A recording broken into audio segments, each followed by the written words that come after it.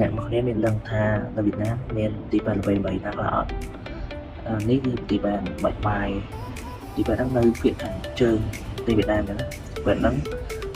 ផ្ដោតទៅលើការព្យាបាលជំងឺខាងក្នុងចឹងគឺមានច្រើនផ្នែកទាក់ទងជំងឺខាងក្នុង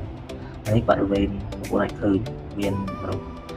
ច្រើនកកនេះរូបភាពយើងមើលពីក្រៅទៅនេះទីប៉ែនបាច់បាយសាខាទី2បន្ទាប់គឺទីប៉ែនវៀតដឹកទីប៉ែនហ្នឹងក៏នៅភាគខាងជើងនៃប្រទេសវៀតណាមដែរហើយទីប៉ែនហ្នឹងផ្ដោតទៅលើការវះកាត់របាំងបាយអញ្ចឹងរៀងស្មុគស្មាញអញ្ចឹង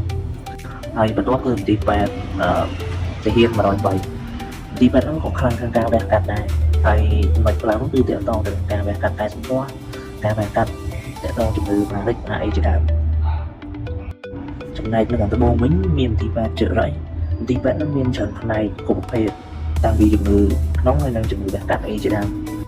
ហើយទីប៉ែនហ្នឹងចំពោះការគ្រប់បន្ទាន់ហើយការវះកាត់អីចេះជានៅថ្មីអីក៏ខ្លាំងពូកែដែរបន្ទាប់ទៀតនៅខាងត្បូងដែរគឺមន្ទីរប៉ែនសាកលវិទ្យាល័យហូជីមិញ